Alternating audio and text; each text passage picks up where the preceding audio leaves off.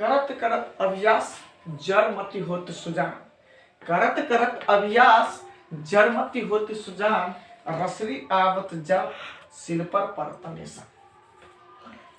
इस दोहा से एक बात हमको सीखने को मिलता है। इस कुआं से जो रसरी आता रहता है तो उस बगल में जो ईंट रहता है, सिल रहता, पत्थर रहता है, उसको घिस देता है। तो रसरी बार बार आता है तो उसको घिस। क्या हम लोग बार बार पढ़ेंगे तो वो चीज हासिल नहीं होगा? 100% होगा। एक ही को चीज पर बार बार हम क्या करेंगे? चोट करेंगे तो क्या वो नहीं टूटेगा, कटेगा कि नहीं? 100%।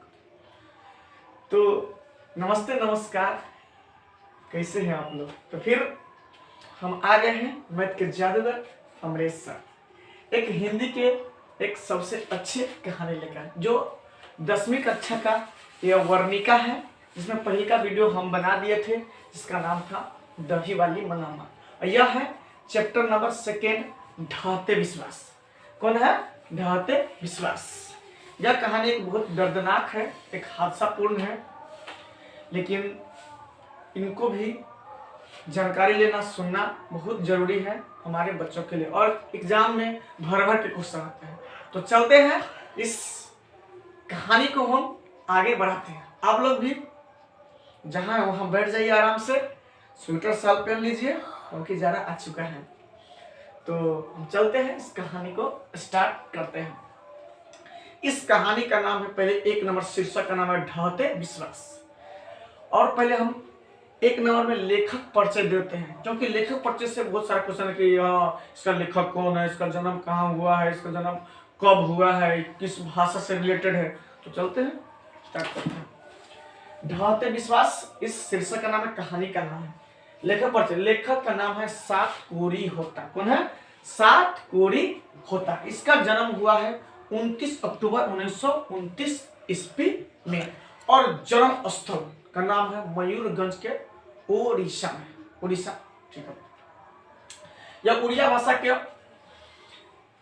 एक प्रमुख कथाकार था, और यह कहानी उड़िया भाषा में, क्योंकि उड़ीसा में उड़िया चलता है। जैसे मैं बता, तमिलनाडु में तमिल चलता है, आंध्र प्रदेश और तेलंगाना में क्या तेलुगु चलता है, इसके बाद मणिपुर में मणिपुरी चलता है, अगर आप केरल में चले तो मलयालम चलेगा, गोवा में जाए तो कोंकणी भाषा। तो हर राज्य का अपना अपना भाषा। जैसे बिहार में आइएगा तो अपन हिंदी चलेगा, उर्दू चलेगा, और कैसन वाली भोजपुरी चलेगा। तो हर स्टेट का अपन अपन एक रीजनल लैंग्वेज होता है, तो उसी में था। लेकिन इसका हिंदी में अनुवाद किया था हमारे भैया थे राजेंद्र प्रसाद मिश्र ने। जैसे में मंगम्मा वाला में उसका ट्रांसलेट कौन किया था हिंदी में? B.R. नारायण। कौन था रे? B.R. नारायण। उसी प्रकार ये भी। तो चलते हैं, इस कहानी का जो मेन लीडिंग का मेन रोल है, इसका नाम होता है लक्ष्मी। एक महिला होती है,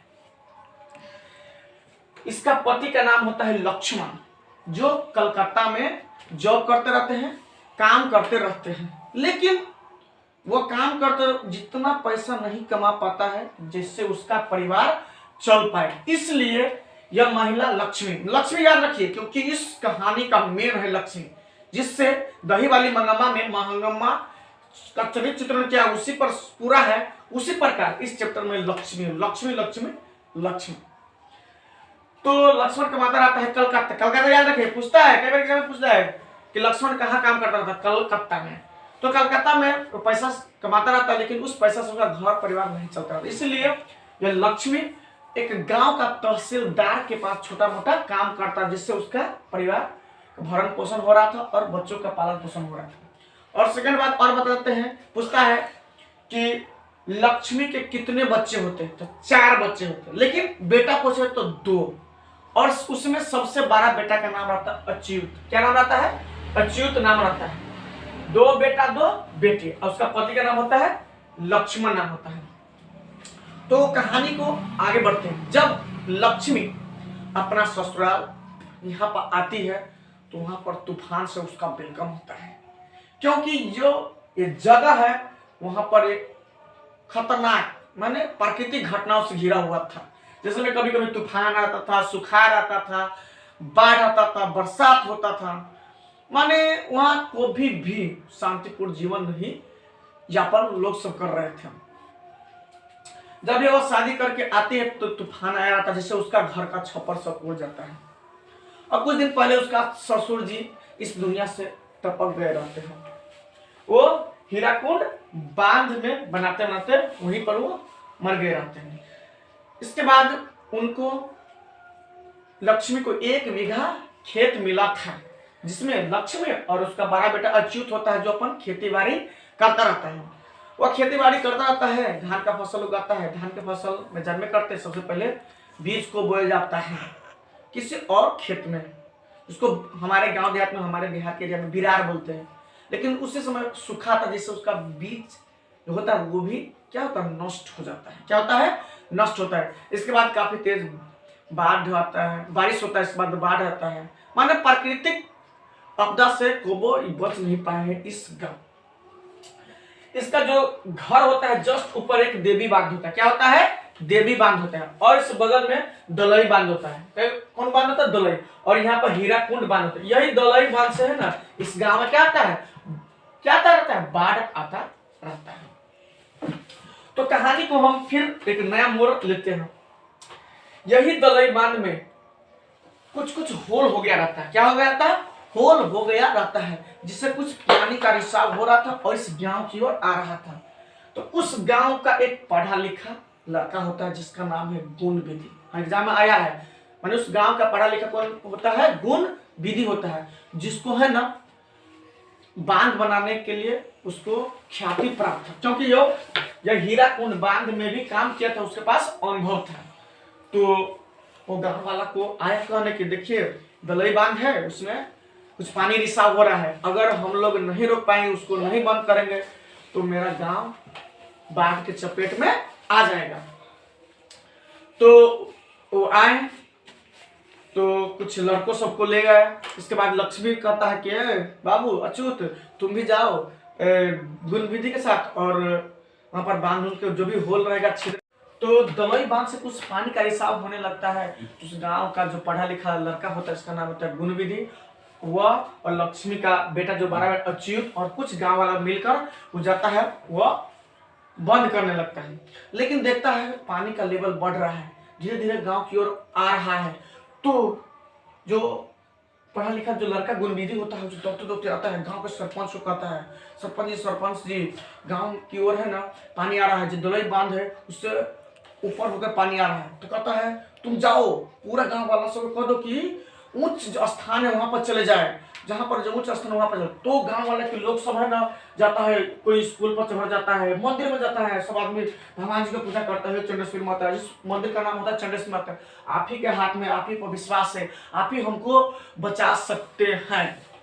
लेकिन वो भी भगवान जी नहीं बचा पाते हैं, वो भी भगवान जी बचा नहीं पाते हैं, क्योंकि दलई बांध टूटकर उस गांव की ओर पानी आने लगता है। अब इस बीच में लक्ष्मी है ना अपना बेटा अच्युत के इंतजार में खड़ी रहती है। लेकिन सब तो हाहाकार मच जाता है कि पानी आया, पानी आया, बाढ़ आ गया। तो क्या करती है, अपना दोनों बेटी को है ना उसको बिगला देती है, जाओ बुआ तुम्हें ऊंचा स्थान पर चले जाओ। लेकिन वो अपना छोटा बच्चा 1 साल का होता है, उसको गोदी में ले रहता है, उसके इंतजार में रहता है। लेकिन ये वक्त देखता है कि अब पानी अब लेवल बढ़ रहा है, तो वो भी भागने लगती है। भागते भागते भागते भागते एक बरगद के पेड़ होता है, उस पर वो चढ़ जाती है। जब पानी का लेवल लेता है कि आप मेरा नाक के पास आ रहा है, किस जाती है ऊपर, जब ये चढ़ती है तो बेहोश हो जाती है। फिर कल होकर देखती है तो हर जगह लाश ही लाश है, क्योंकि बाढ़ हर जगह फैल जाता है, पूरा गांव को जलमग्न कर देता है। इस कहानी से दिल दहल जाता है। इसके बाद देखता है कि छोटा बच्चा होता है, तो उसको गोदी में रखता है, वह दूध पिलाता है, लेकिन वो तो चला गया रहता है, वो दूसरे का बच्चा रहता है। तो यह कहानी से यही सीख मिलता है कि कभी भी अपने आप पर विश्वास करना है। देखिए उस गांव का सभी व्यक्ति मंदिर में गया रहता है, मंदिर पर पूजा करते हैं, चंद्रशेखर हमारा गांव को बचा, लेकिन भगवान जी नहीं बचा पाए। इसलिए हम हैं चाहे आप, हर व्यक्ति अपने आप पर विश्वास। अगर पूरा गांव वाला जाता उस बांध को सुरक्षा का सेफ्टी देता, उसको पूरा अपना से तजुर्बा से बांध को बंद करता, तो पूरा गांव बच जाता। लेकिन ऐसा कोई किया नहीं, बस कुछ ही लड़ा, कुछ ही से थोड़ी होने वाला, ये प्राकृतिक नेचुरल चीज है। तो आपको इस कहानी बहुत समझ में आया होगा, लेकिन कुछ कुछ और बात हम बता देते हैं कि कहता है कि भुवनेश्वर शहर को बचाने के लिए किसने बांध बनवाया? तो महाराजा अयाती केसरी, महाराजा अयाती केसरी होता है। इस गांव का पढ़ा लिखा कौन लड़का होता है? गुणविधि होता है। उसके बाद लक्ष्मण जन्म करता है, लक्ष्मण जो कलकत्ता काम करता रहता है। इसके बाद इसमें 3 गो बांध होता है, देवी बांध होता है, दलई बांध होता है, हीराकुंड बांध जन्म करते हैं महानदी पर है जो उड़ीसा में है। एक मंदिर चंडेश्वर मंदिर होता है, स्कूल होता है। तो आपको हर कुछ आपको इसमें बता दिए। यह कहानी सुनने के बाद अभी एक भी क्वेश्चन इस चैप्टर से आपको नहीं छूटेगा। तो आपको अच्छा लगा हो कहानी? इस कहानी से आगे क्वेश्चन लीजिए, सब क्वेश्चन सॉल्व हो जाएगा। पूछता है कि इस कहानी का लेखक कौन है? तो सतकर्णी होता है। इसका जन्म कहाँ हुआ था? तो उड़ीसा में हुआ था। कब हुआ था? 1929 में होता है। इसके बाद पूछता है कि इस कहानी का मेन जो कौन है? तो लक्ष्मी होता है। उसका पति का नाम क्या है? लक्ष्मण। तो कहाँ कमाता रहता था? कोलकाता में कमाता रहता है। इसका बेटा का नाम, लक्ष्मी के बेटा का नाम अच्युत नाम होता है। तो यही सब रहता है। कहता है कि मेन इस चैप्टर में क्या दिखाता है? बाढ़ का प्रकोप होता है जो पूरा गांव को चपेट में ले लेता है। तो फिर नेक्स्ट वीडियो में मिलेंगे, तब तक लोग के बाद गुड नाइट, जय हिंद, जय भारत।